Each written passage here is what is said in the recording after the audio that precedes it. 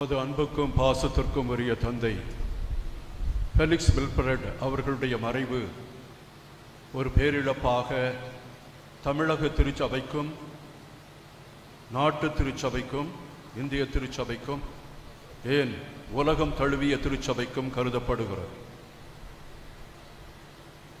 நம்முடைய திரு அவை அவருடைய இழப்புக்காக அழுது கொண்டிருக்கிறது என்றால் அது மிகையாகாது. திடீரென எத்தனையோ கனவுகளை கண்டவர், எத்தனையோ கருத்துக்களை முன்வைக்க அவர் தயாரித்து கொண்டிருந்தார். எல்லாமே கண நேரத்தில் தவிடுபடியாகிவிட்டது. கடவுள் யார் என்பதை அவர் நினைத்து கொண்டார். யாவரை அதிகமாக அவர் விரும்புகிறாரோ அவரை எந்த நேரத்திலும் அழைக்க அவருக்கு அதிகாரம் உண்டு. அதை நாம் ஏற்றுத்தான் ஆக வேண்டும். இறைவனுக்கு நன்றி கூறுவோம். இந்த காலத்தில் நம்முடைய ஆசிய திருச்சபைக்கு கிடைத்த ஒரு புதையல் என்று அவரை சொல்லலாம். காப்பன் தந்தை இருந்தார், சாமுவேல் ராயன் தந்தை இருந்தார், நம்முடைய பவுல் குருத்துவ கல்லூரியம் தே அல்போன்ஸ் அவர்கள் இருந்தார்கள், பவுல் லியோன் அவர்கள் இருந்தார்கள், செல்வராஜ் இவர்கள் போன்ற இறையியல் வல்லுநர்கள் இருந்தார்கள். இவர்கள் மத்தியிலே ஒரு மாணிக்கமாக தெரிந்தவர் அவர்தான். தான் குருத்துவ நிலையை அடைந்த பிற்பாடு ஒரு 40-46 ஆண்டுகளாக வாசிப்பது, சிந்திப்பது, தெளிவது, மிக ஆராய்வது, அதை பற்றி குறிப்பு எடுப்பது, கட்டுரை வரைவது இவருடைய முனைப்பாக இருந்தது. எனவே 16ஆம் பெனடிக்ட் மிகப்பெரிய கிரேட்டஸ்ட் தியோலோஜியன் ஆஃப் 20th century அப்படின்னு சொல்லுவாங்க. அப்படிப்பட்ட அவரோடு கலந்துரையாடி இருக்கிறார். ஹான்ஸ் குங்கோ அவரோடு இவர் உரையாடி இருக்கிறார். இந்த அளவுக்கு ஆசிய திருச்சபையின் கருத்துக்களை எடுத்து சென்ற பெருமை அவரை சாரும். இவர் பன்மொழி புலவர். மாணவனாக இருக்கும் பொழுதே தன்னுடைய அறிவுக்கு அப்பாற்பட்டவைகளை அவர் கண்டு கொண்டார். பிரெஞ்சு மொழி தெரியும், ஜெர்மன் மொழி தெரியும், ஆங்கில மொழி தெரியும். எங்கெல்லாம் இவரை அழைத்து உரையாடல் நிகழ்த்த இவரை கூப்பிடுவார்கள்.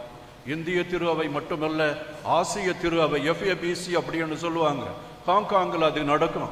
அதுக்கு இவர் செயலராக இருந்து ஆக்கப்பூர்வமான காரியங்களை எல்லாம் செய்திருக்கிறார். எனவே எல்லாருமே இவரை பாராட்டி இருக்கிறார்கள். அது மட்டுமல்ல, சேர் ஆஃப் கிறிஸ்டியானிட்டியில தலைவராக இருந்த பொழுது அதனுடைய ஸ்டாண்டர்ட்னு சொல்லுவாங்க இல்லையா, அது மேலே போய்விட்டது. அங்கிருந்து கொண்டு அவர் இந்திய நாட்டின் பிரதிநிதியாக அயர்லாந்துக்கெல்லாம் சென்றிருக்கிறார். பல நாடுகளுக்கு சென்று உரையாற்றி இருக்கிறார். ஏனென்றால் எல்லா மொழியும் இவருக்கு நன்றாக தெரியும், பார்த்தீர்களா? எனவே அந்த நிலையில் இவர் தன்னுடைய அனைத்து இந்த அறிவுத்திறனையும் நம்முடைய நாட்டோடு இவர் தீர்த்து விடவில்லை. எல்லா இடங்களுக்கும் சென்று தன்னுடைய அறிவை இவர் பயன்படுத்தி இருக்கிறார். இன்றைக்கு கடவுள் கண்டிப்பாக சொல்ல முடியும், நன்று நன்று நல்ல ஊழியனே, உனக்கு சிறிய காரியத்தில் அந்த பொறுப்பில் நீ மிகவும் கவனமாக இருந்த பொறுப்புடையவர். எனக்கு முன்னால் பேசிய தந்தை அவர்கள் சொன்னது போல பெரிய ஆடம்பரங்கள் எல்லாம் கிடையாது. மிகவும் சிம்பிளான மனிதர். ஏழை எளியவர்களிடம் கருணை காட்டுவார்.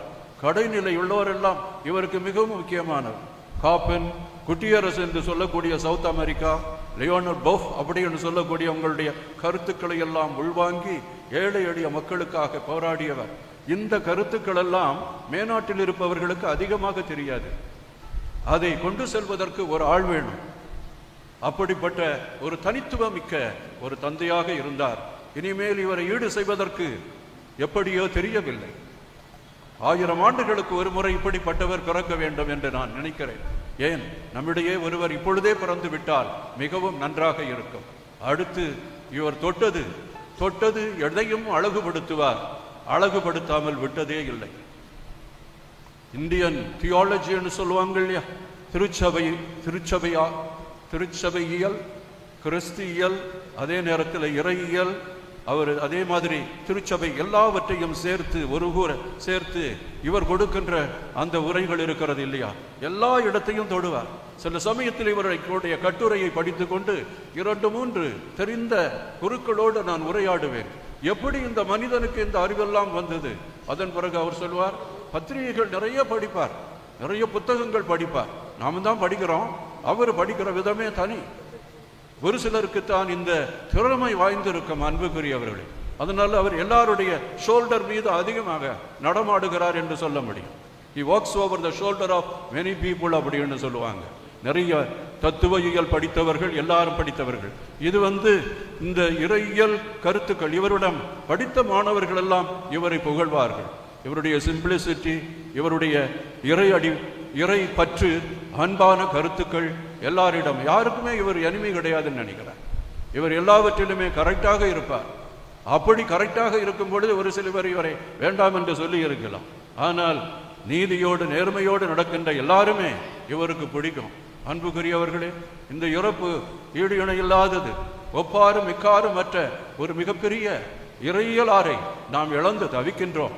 நம்முடைய திருச்சபைக்கும், நம்முடைய நாட்டிற்கும், நம்முடைய யூனிவர்சல், அது உலக திருச்சபைக்கும் நல்ல இறையியலார்கள், மக்களை மேம்படுத்துகின்ற, ஏழை எளியவர்களை உந்தி தள்ளுகின்ற இறையியலார்கள் ஒருவர் சமம் செய்ய வேண்டும் என்ற வேண்டுதலோடு ஆண்டவனை இறைஞ்சி, உங்கள் அனைவருடைய ஜெபமும் இங்கு இறைவனுக்காக ஒப்புக் கொடுக்கப்பட்ட அந்த திருப்பலியும் சேர்ந்து அவருடைய இறைவனோடு சேர்ந்து விட்டார்.